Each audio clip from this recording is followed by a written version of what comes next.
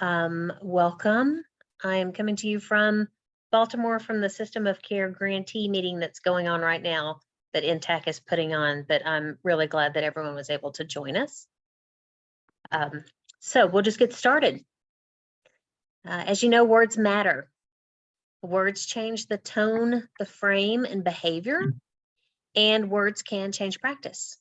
The old saying of sticks and stones may break my bones, but words will never hurt me isn't really true, because words can hurt, but words can also heal.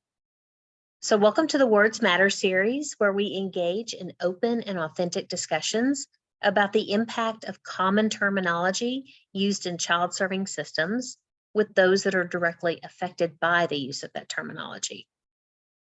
Our goal is to illuminate how the terms we use can influence perception, approach, and practice, as well as explore alternative language as a means of intentionally shifting how we view and how we interact with youth, families, and with each other. Today, we're going to be exploring the term family.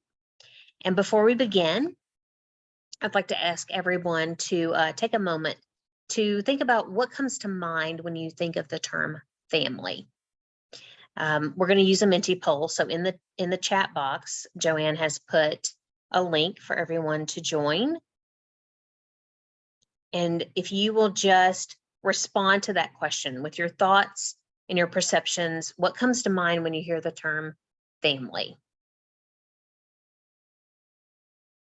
We'll give a second for people to get the link, which is in the chat. You can also go to menti.com and use the code that's at the top here, the 44699366. Perfect. Okay, and that's going to show us a word cloud. And as people put their responses in, you'll see the words in the larger font are the ones that are used more commonly across everybody. They're the most responses. Here we go. Oh, support is a big one. Safety is a big one. I love that someone put chosen. We were just talking about that. Togetherness, it can be created.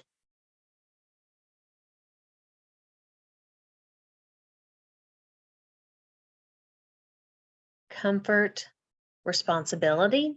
Yes, that is true. What else comes to mind? If you can't get onto the Menti poll, feel free to put it in the chat. I see someone put consistent. Togetherness, heritage. There is a cultural aspect to the term family. What else comes to mind? Trust.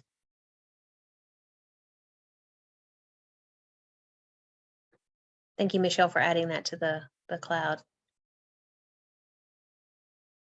Give everybody just one more minute to put it in here. We only have 18 responses. I want to give everybody a chance to put something in. Chosen, culture, beliefs, routine.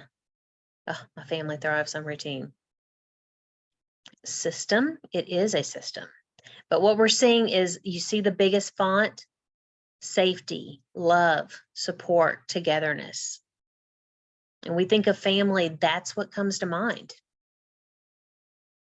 Vulnerability, unity, tradition. We still got the safety, love, support, and togetherness. Perfect. Thank you, Joanne. Okay.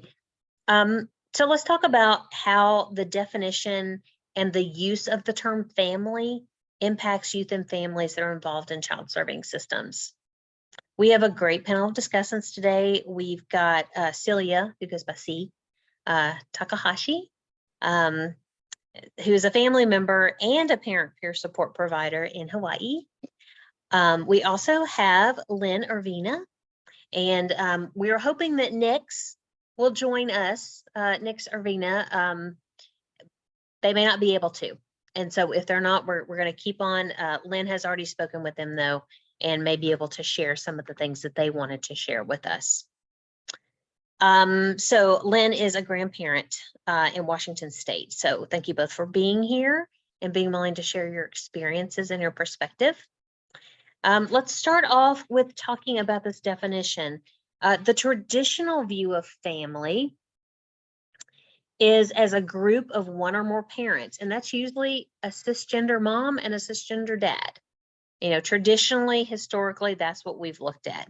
And their children living together as a unit under one roof, but that has expanded to be inclusive of multi-generational homes, same-sex parents, chosen family, and other compositions as defined by a young person or a caregiver, and taking those cultural nuances into account. However, systems tend to still use the traditional definition, and some even have requirements on who can be considered a family member. Parents and youth may assign different meanings to family and be impacted directly by how this is played out in their lived experiences, in services, and in the child serving systems. So Lynn, I'm going to start with you. From your parent perspective, from your caregiver perspective, what does the term family mean to you? I grew up in the really traditional, pretty much the traditional family that you described at the beginning. My parents did divorce when I was in high school, and they both remarried, so it brought some step parents into my family. But most of my life was pretty traditional. When I think back, I do remember that there was, you know, one time when a cousin came and lived with us for a while, and my sister had a friend in school, in high school, whose home situation wasn't very good, and she lived with us for a long time. So she was like a sister. I got in more trouble with her than I did with my other sisters.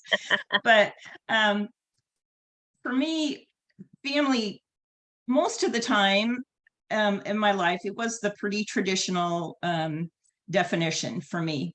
And then Nix, who I apologize, she hasn't been, haven't been feeling well. That's why they're not with us today. When Nix joined our family, it was something very unexpected. And I really liked that safety and love and support were the three really big words on our earlier poll.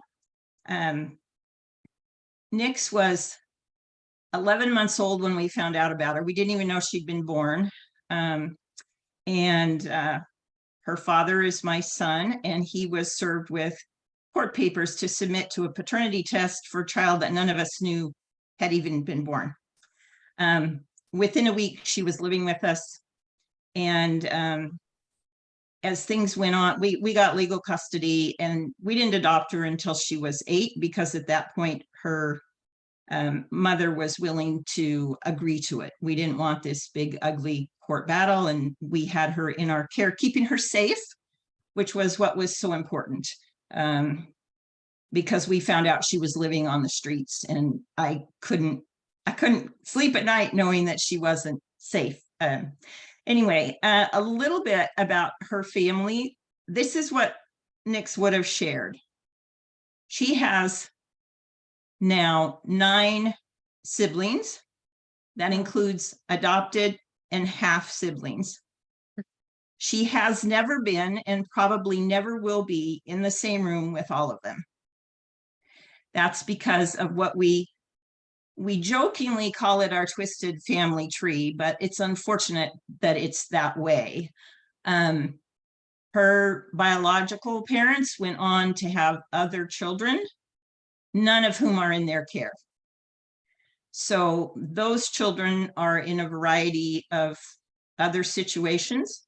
And when the adoption was final, then my birth children became her siblings.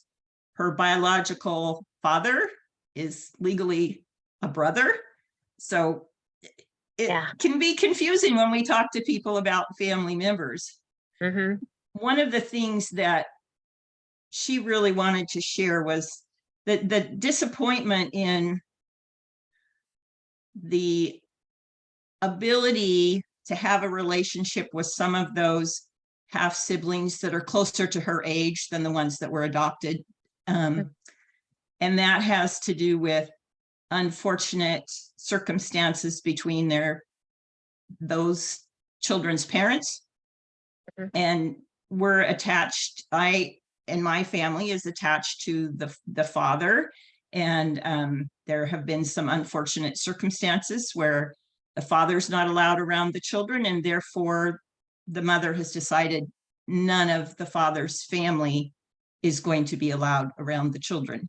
And that's disappointing to me. I have a grandchild I've only seen twice, and he is now 14. That's So difficult. it's really hard. And what I really have just had to do is concentrate on those that I do have the ability to be in contact with, and to Mhm. support Nix with, there's a couple that she does have the opportunity to be in contact with. Mhm. They're currently living with foster parents who have welcomed us into their definition of family, which is really nice. And so any services that support and welcome children who are related but not raised together are fabulous. The two sisters, the two of them, and last year it was a three, were able to attend a sibling summer camp that the state of Washington sponsors for children who are not raised together. Oh, what a great idea. It's fabulous. Nix is actually, she's been a counselor. She was a counselor in training, but she was able to spend a week, which is the most time she's ever spent with Mhm. her siblings. I mean, it's crazy when you think about it. Yeah. But systems that can support that kind of interaction and can again be safe and supporting, Mhm. I think are fabulous. And one thing I wanted to point out, and maybe this will come up a little bit more later, being on the paternal side of the family, we Mhm. came at this with a real disadvantage because probably the most offensive thing that was ever said to me is, you're just the assumed grandparent. I was trying to help and be supportive, and the people in the system didn't seem to have the ability to locate my son, who was the assumed father. The mother agreed it was the father. We had been at the hospital after the baby was born. We had had Mhm. contact. This is a different grandchild, one of these half siblings. And the good thing was, it made me mad enough within 24 hours online, I was able to locate my son. Mhm. I'll forever be grateful for prison rosters. That's all I can say for that, that they're online. But it allowed us to get a DNA test. But in that whole, in the meantime, we weren't allowed to be part of this child's life when the system became involved, because Mhm. we were just presumed family. Mhm. I think that's some of the things you're trying to address, is that people that have been, the mom said we were family at that point, and yet the system wouldn't let us be involved until all of that It's paperwork an was done. excellent example of exactly that, about a system defining family instead of the family. You yourself just explained that you have defined and redefined your family as it has changed. And that's an example of why we should listen to families and to young people when they do say, no, this is a family member. This is someone who supports me, keeps me safe. I mean, those things that popped up in the word cloud. So thank you for sharing that, because that was a really good example. See, when you think about family in your work and in your personal experience, how is family defined?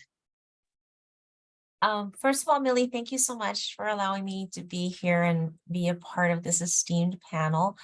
That is a really good question. And I'm going to share my personal story, which can be, as far as terminology that is used here in Hawaii, by multiple families, cultures, and things like that.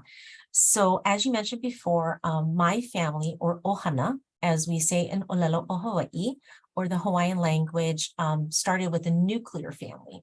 So my mom, my dad, and my two older siblings. And then when I married my husband, I inherited his family. So I gained another mom and dad and a younger sister. She always makes sure that she tells me she's a younger sister, even though we were born the same year. She is younger. And then I also inherited his grandparents, which I thought I was very fortunate because I didn't grow up with grandparents because of the age difference between myself and my older sisters. So I inherited his paternal grandma and grandpa and his maternal grandma. And then through him, I also inherited his extended family. So if you folks can think of, I'm showing my age, but there was a movie called My Big Fat Greek Wedding. That was my personal experience. The first time I went to meet my first Christmas with him, and this was before we got married, he invited me to Christmas at his uncle's house. So I said, okay, well, who's going to be there? And he says, well, my mom's brother, my uncle, and his aunt, my auntie, and he has 3 boys, but only 2 of my cousins will be here because the third one lives on the mainland. So I was like, okay, I can handle this. An auntie, an uncle, and 2 cousins. I was like, I'm meeting 4 additional people. I can do this. I walked into his house and there were more than 20 people ready to accost me with hugs and bombarding me with questions. And I was just overwhelmed.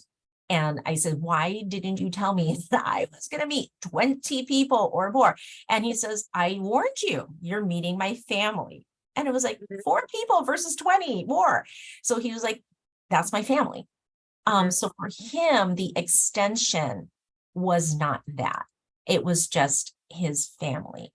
And at one time, this family, it was not unusual for us to have 5 generations at a get together. So that for him was family, whereas for me, it was extended. The other definition that we often hear in Hawaii, and it's a term that might be used in other cultures and other places, is calabash. So a calabash, for those of you who are not familiar with the term, is a bowl. And usually in Hawaii, it is a bowl that is made out of either koa or monkey pod. And basically it holds the water. It holds something precious.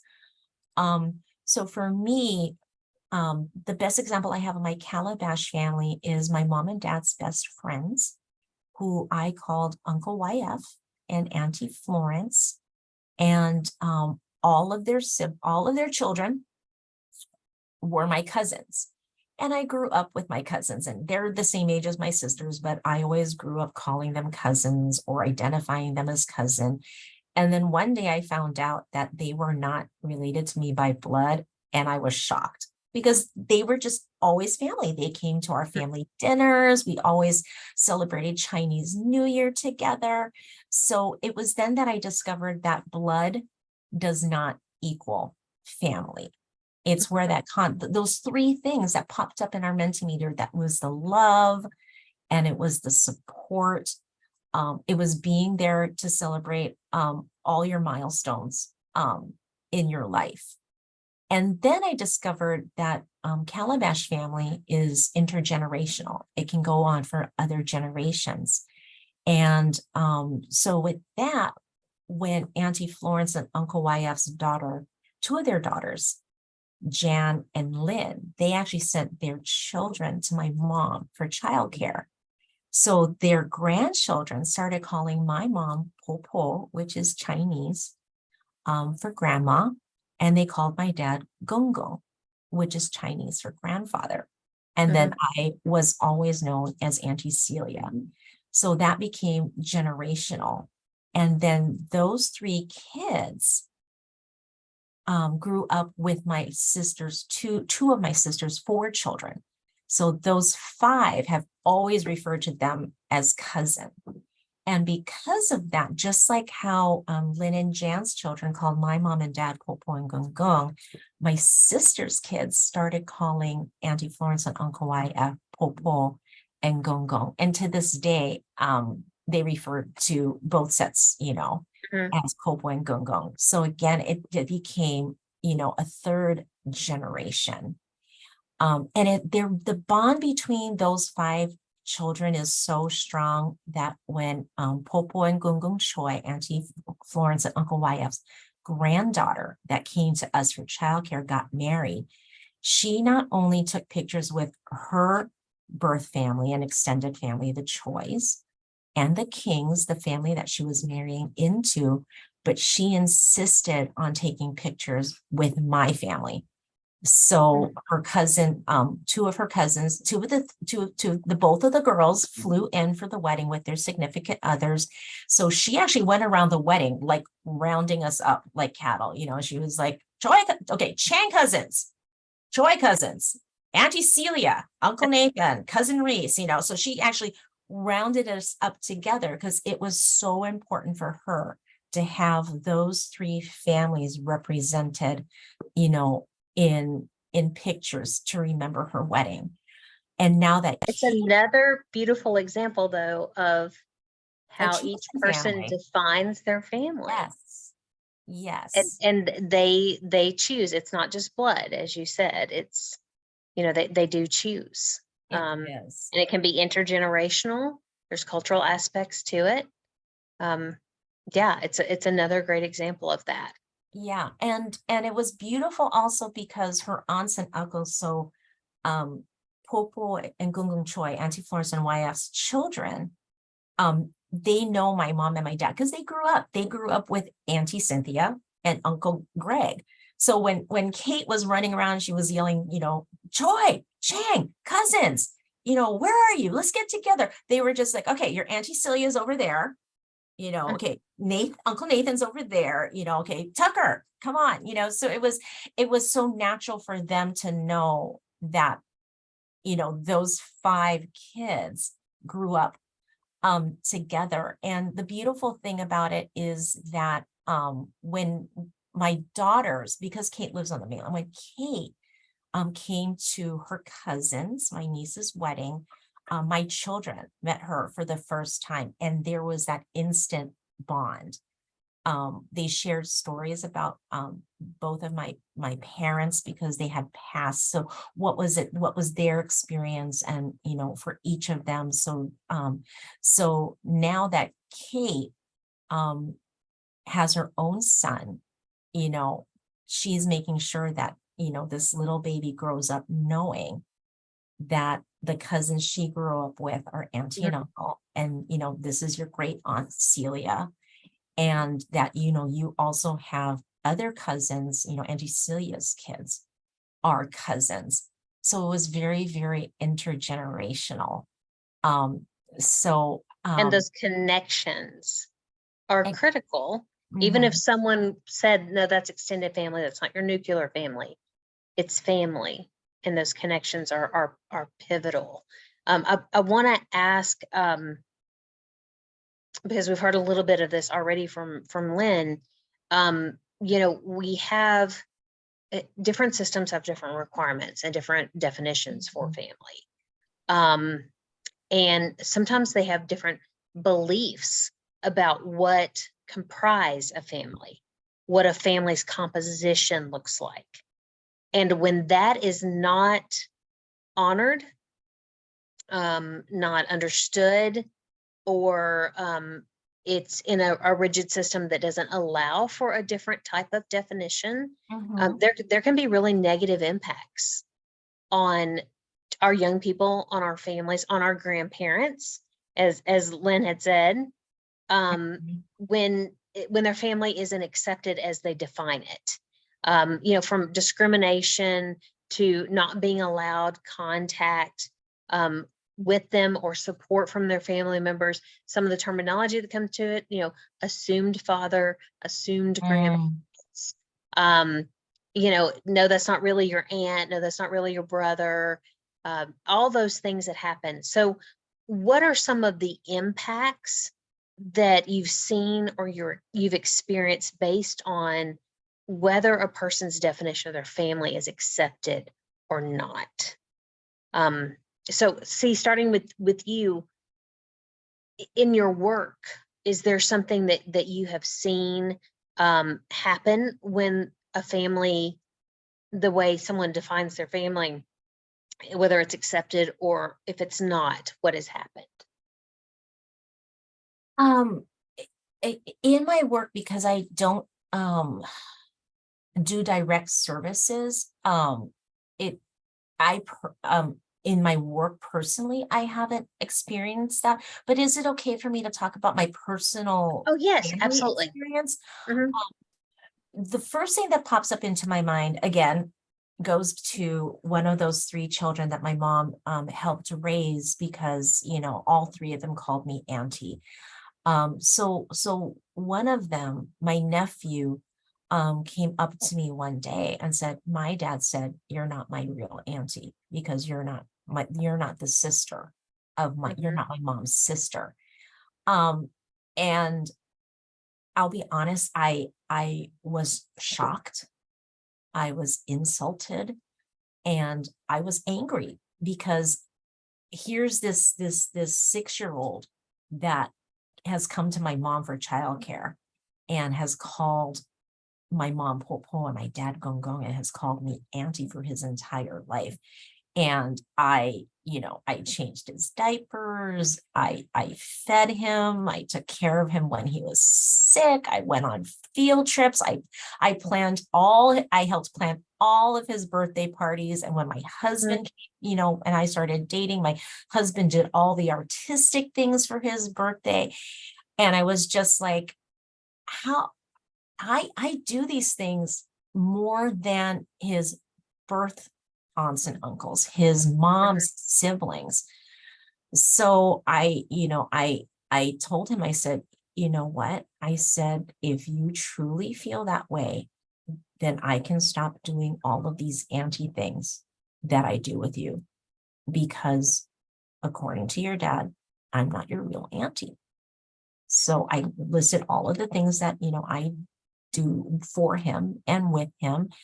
And I said, so, if I didn't use this term, but the concept of, if you strip me of this title, then Mhm. all the things that go with it go away.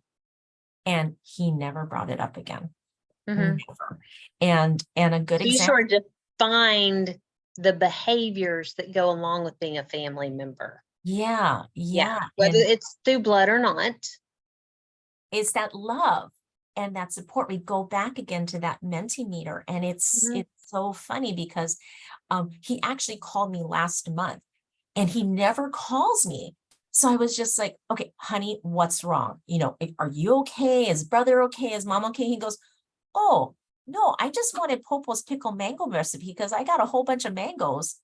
And I just want Popo's, shredded. I just want her pickle mango recipe, because I just want her to, be here with me. And I was like, oh, okay, not a problem. I'll text it to you. So, even now, with something as simple as mangoes, he has this beautiful memory, and he wants to share that memory, not only with his birth grandma, Popo Choi, Auntie Florence, and he got a recipe from his mother's sibling. Something as simple as food.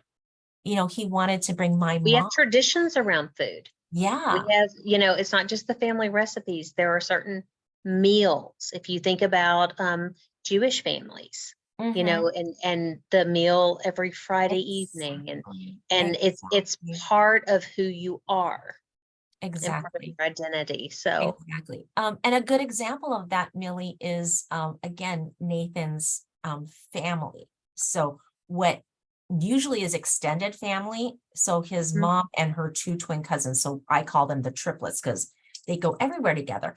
They have a binder of all the recipes of the foods that great idea. needs to be made at New Year's. And it needs to be this amount, even though the family has, through circumstances, gotten smaller, and we laugh and we joke about how we can hear her grandmother and the grand aunts, like, for the lack of a better term, barking orders at us, because Because, you know, if Auntie so-and-so was here, we'd be hearing that we're doing it wrong. Yeah. So yes, you're absolutely right. It's not just the foods, but it's the traditions that go along with preparing those foods. It's the stories that we tell to keep that definition, whatever that definition of family is, alive and Mhm. in our hearts. So Yes. yeah, It's a big piece of it. it Can is. I add something, Millie? Yeah, Lynn, please. So- What impacts have you seen? Oh, I'm sorry. Trying to hold my computer. So I just retired a year ago, but I worked for 14 years as a kinship program manager and a kinship navigator. For those that aren't familiar with that term, that's relatives raising children, often grandparents, but aunts and uncles too. One of the things that was often brought up in discussions is the children wanted to call their caregivers mom and dad. Most children want to have somebody they can call mom and dad, and sometimes their birth parents are not in the picture for any number of reasons. And in fact, most of the families I worked with, the parents had very minimal involvement.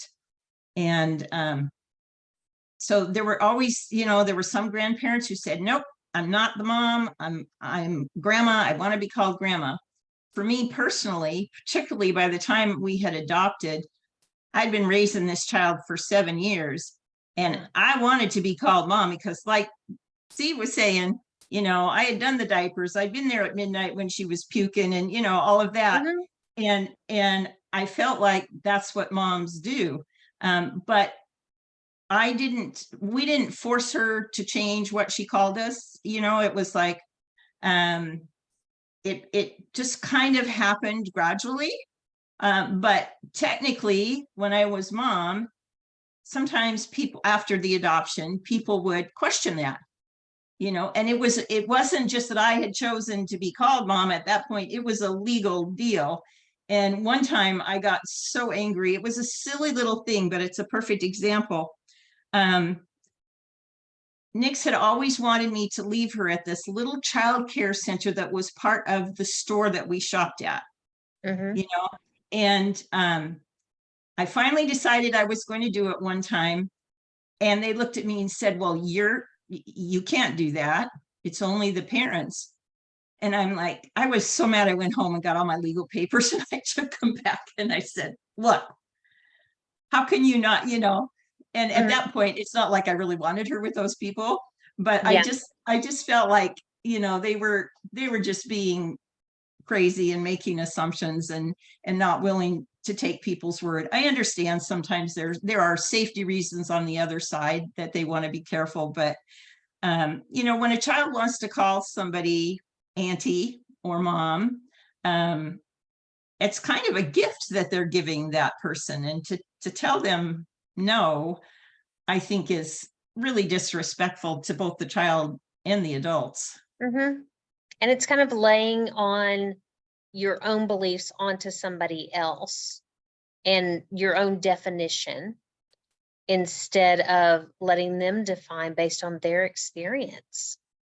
Some of the other things you mentioned this, Lynn, some of the other things that because of our narrow version of family in some of our systems, it keeps siblings apart.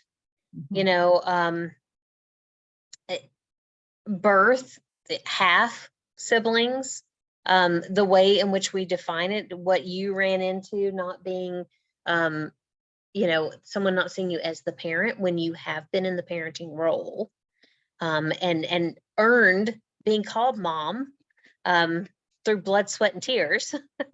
It's hurtful, and it's angering. And there are things that we should consider culturally around that as well, with the extended family like C is talking about. And when you are adopting and becoming a legal caregiver for someone, it doesn't matter that you're still a parent. You're still you're developing that family. Another person that was on in another Words Matter episode was talking about how their son that they were related by blood, but not the birth parent. The doctor said, "Oh, but you're not mom, are you?" And he got so upset because that's the only mom he'd ever known. And for someone to say, "Oh, you're not mom," it impacts our kids hear that. They hear it, they internalize it. Absolutely. I would like to say one good thing. Sometimes the systems can get it right and can Mhm. help. And in the case of Nick's younger siblings, there was a when we became aware that they were in foster care and care of the state, I was able to get hold of the caseworker and offered to supervise some visits between the mom and her younger children, hoping that it could help things move in a more positive direction. And it didn't help the relationship between Nix and her mom, and it didn't really help mom. Mom is not going to be able to have those children back. She just isn't capable. But that's what opened the doorway for Nix to meet those foster parents and to be included in the life of her two little half sisters. And so, you know, and I had to pass the background check and jump through all the hoops and all of that, but I was more than willing to do it. And it's been a good thing for all those children to get to know each other. And so sometimes they do get it right. I gotta, you know, Yeah. point that out, that they can be powerful allies if you get the right people that understand that family can look 100 different ways. And so we just need to do everything we can to encourage policies and to support those who do understand that families can look so very different. Yes, yes. And like you said, there are some that really do get it right. They say, "So who is your family?" You know, list for us who is in your family, and accepting of who's on that list when you write it down. That does make a difference. C, you wanted to say something? Lynn, thank you so much for sharing that very insightful personal experience. And it sparked something in me that it's also for me, it was it came about when my husband and I had to write our wills, you know, for, you know, in the God forbid event that my daughters were to lose both of us, who would our children go to? You know, so he assigned his sister to be the trustee, the one who manages the money. You know, we had to have that heart-to-heart conversation with, you know, do we leave the girls with the grandparent? And then we're like, no, because what happens if they lose the grandparents so soon after they lose us? So then we decided, because I was at that time close to my sister, you know, we asked them, you know, would you take the girls in the event of something happening? And she said she'd move home so they would live in our house and, you know, and not have to move school to reduce the trauma. But for reasons that I won't go into, the girls, as they got older and the dynamics between me and my sister changed, my girls actually advocated for themselves, saying, Mom, she's your sister, but we don't want to go to her. We want to go to Auntie Joy and Uncle Tim so we can be with cousin Kaleo and Kaua'e. And the thing is that while they're blood related to my husband, it's not their first it's not his first cousin. It's actually triplets of one of mom's twin cousins. So they're like second or third cousins by birth. And they're like, no, we want to go to them because we know that if something were to happen to both of you, they would have funny, loving stories to tell about you, Mom. You know, like the time Kaleo came up and told you he had a present and opened his hands and it was a lizard and you freaked out and we all laughed about it. You know, those are the kinds of things that we want to hear after you're no longer with us, because they're going to keep you alive in that way. So, you know, that is so important. Yeah. So even like Lindsay, even in those legal situations to, you know, to give the children that choice, again, to choose the family in this sense of who's going to continue to raise them, I think is really important. And we had to explain it to the lawyer, because the first time it was my sibling. And then he's also, how is this person related, to your child? And he didn't mean anything offensive by it, but like, are they the grandparents? Are they, a sibling of you? Is it a godparent? Because, traditionally, that's how families, after the passing of a parent is perceived. And he kind of looked and he's like, so they're not even first cousins? And we're like, no, it's like, no, they're not. But this is who my children want to go to. And we, as parents, need to honor that.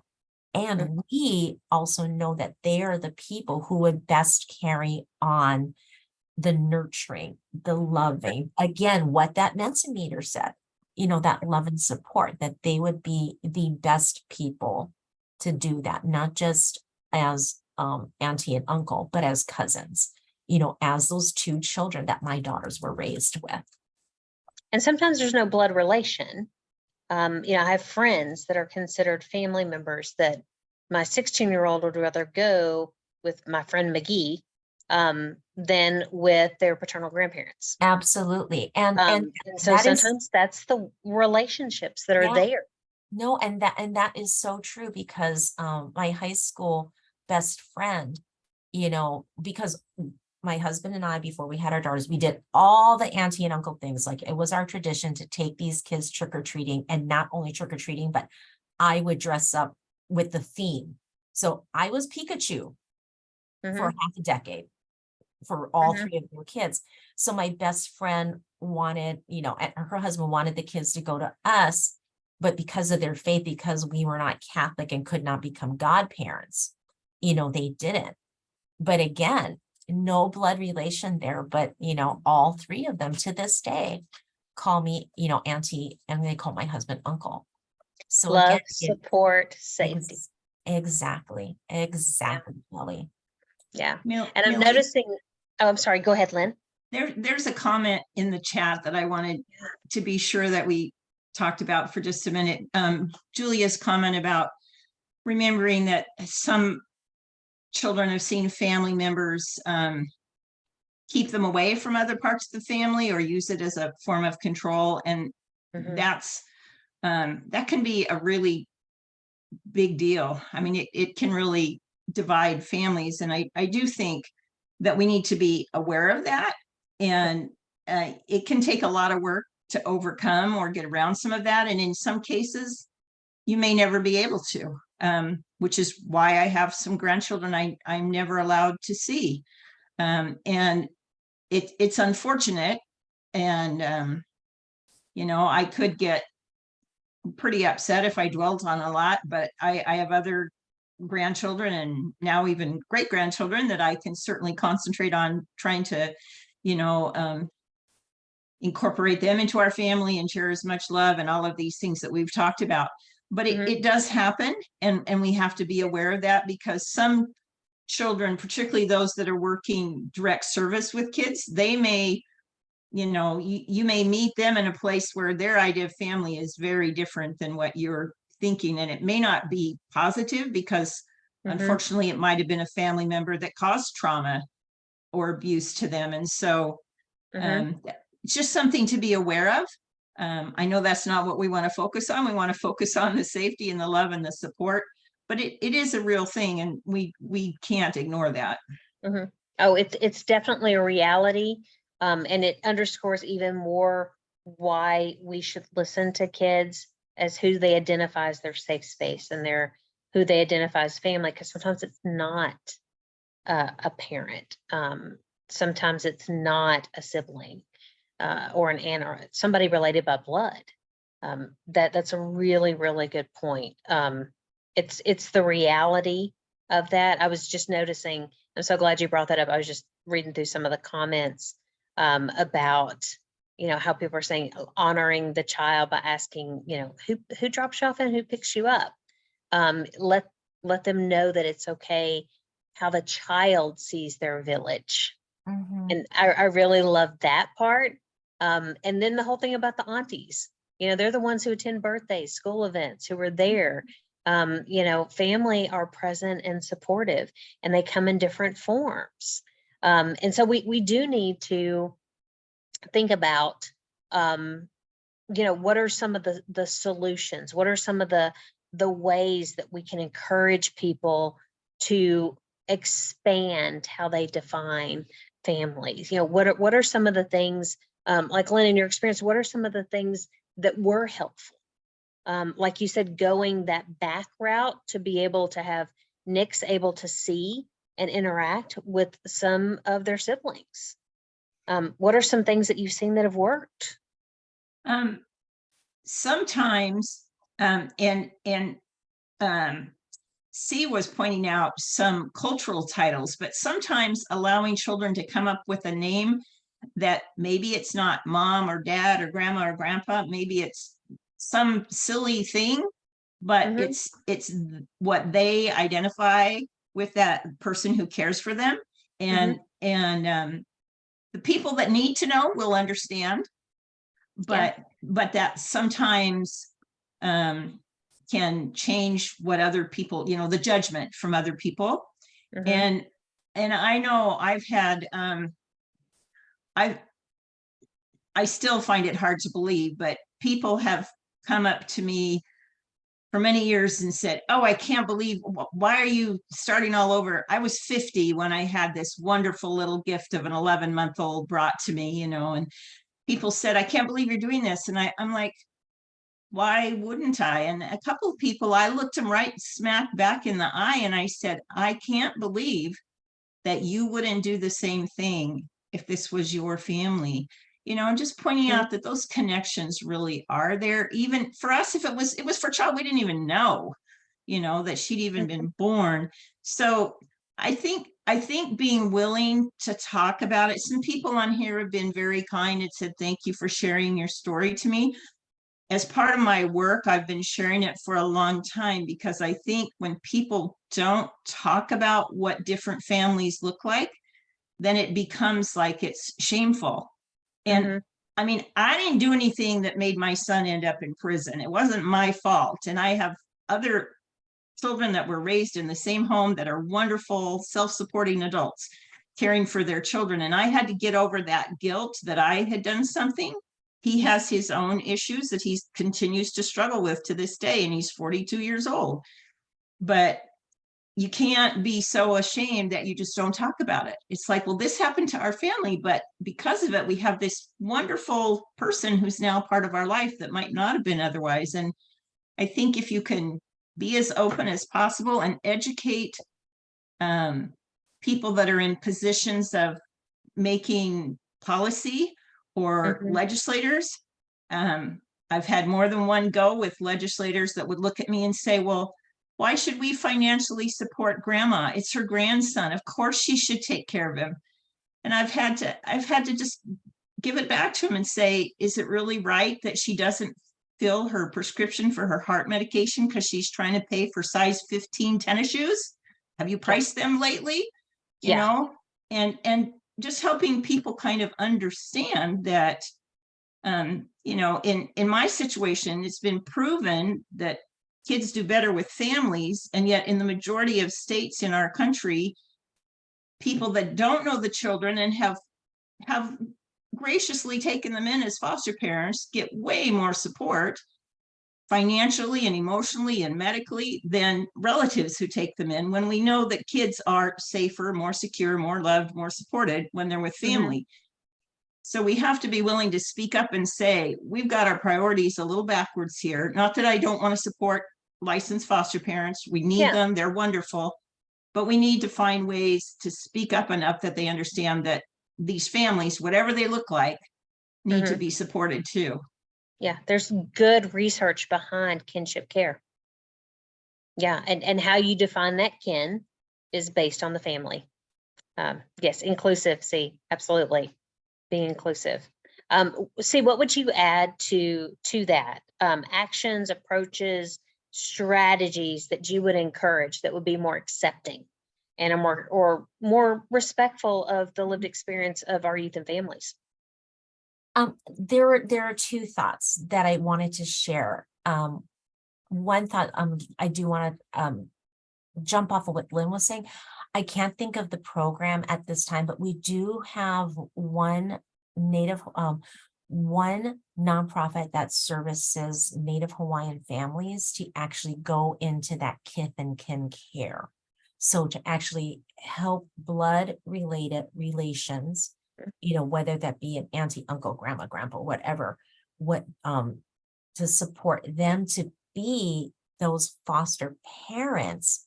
So then the child actually goes to a family member, however that family is defined. And I think a lot of that has to do with the concept that we have in Hawaii in our history of culture called Hanai. So my mother's mother, my Popo Hannah, she was actually born a Lenwai, but she was Hanai, raised by the Smith family.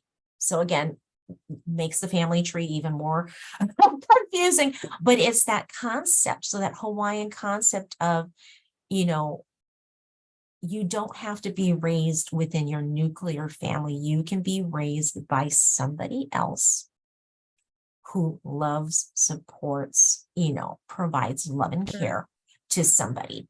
And I also wanted to jump back to what Julia was saying about sometimes family is not a safe place. So what Lynn was saying, ask those questions. I think that's the most important thing that we can do, especially what we know we have always known, but now there's attention to mental health, the whole person, mental, physical, emotional, social health. And when our youth don't have that, what are the ramifications of that? So going back to what Lynn and the group was saying is, ask that child, who is your safe person to go to? Because you are experiencing this trauma, and honoring the fact that it may not be somebody in that nuclear family or that immediate extended family. It could be a hula mom. It could be a second cousin. It could be, a social worker that has continued to keep in touch with them once they exit, say, for example, the foster system.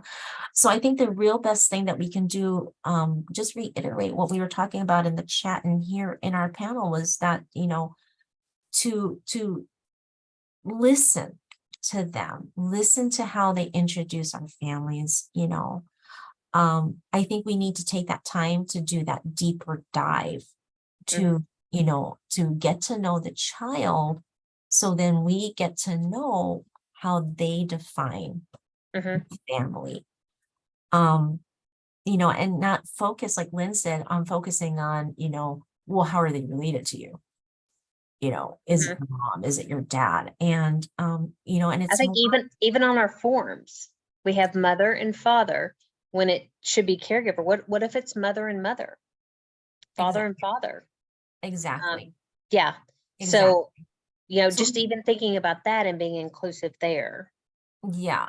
And so because we're becoming, with that in mind, Millie, we're becoming more inclusive, in public, but yet we're using forms that aren't quite there yet. So I think, we need to, make sure that our forms are following, the letter of the law, the intent of the law, what common practice is visually.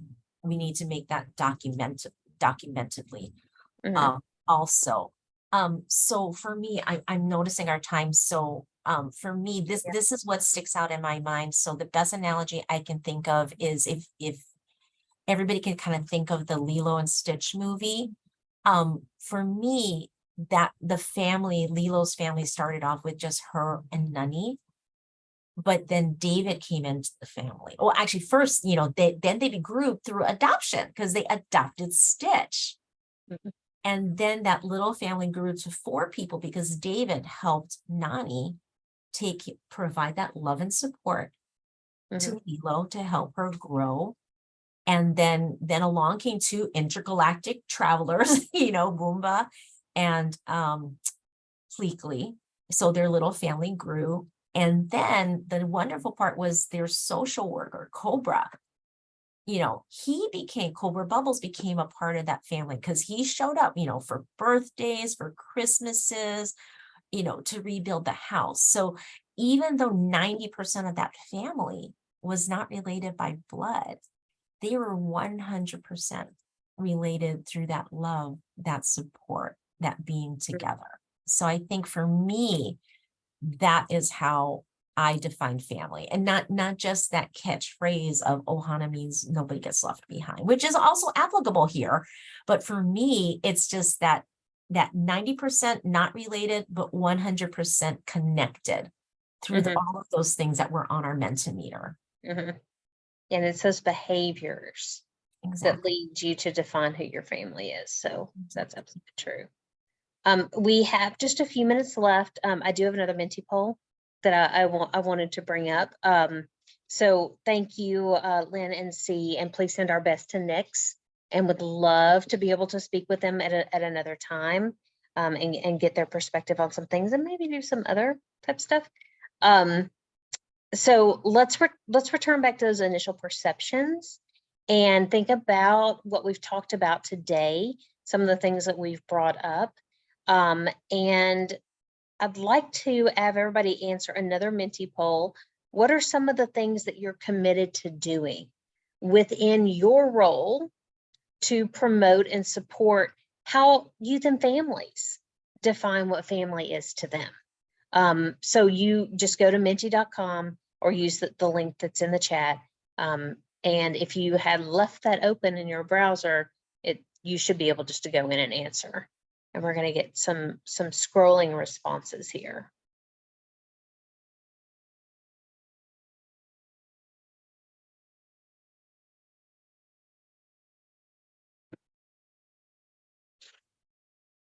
Sometimes it takes a minute to load.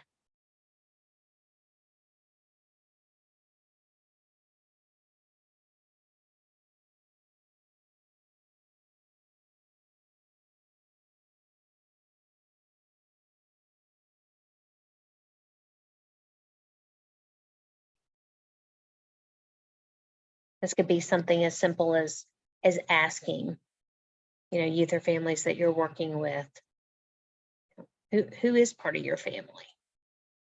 Listen to the youth. Yes. Help children know they can define their family and that family should be where they feel safe, respected, protected, and honored. So if you think about some of the things that you can do within your role, if you're an administrator, if you're someone who works directly with youth and families, if you're a youth or family member yourself,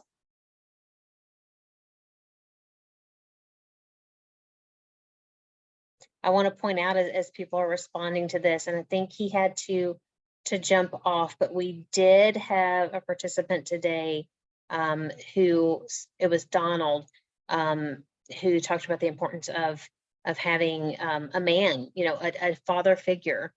There's a lot of research about the importance of fathers being involved, and having someone to play a certain type of role in somebody's life, support. And so there's a great deal of research behind that. Okay, you can continue to answer if you'd like, but because we are at 2 o'clock, I want to thank everybody for joining us in today. Next, this is our last official Words Matter. We do have one final session in August where we are going to talk with everybody about what they've done. How have they made changes based on what they have heard youth and families say? And how have they changed how they use words and terminology in August? And if hope you're a part of that. If there's something you'd like to share, we're going to have it open for people to talk. You can also reach out to me at msweeney@fredla.org. I usually type that in, but I'm usually also at my desk, so it's a little bit more difficult to do that. I'll put it in here in just a second. It's going to be on August 10th, and we're going to encourage you to share with each other during that session. In the meantime, in closing, we challenge you to be more intentional in using terms that are supportive and respectful of the youth and family experience and their expertise. So thank you again. And remember, please, that words do matter. I'm going to drop my email in here if you would like to join us in August to say something.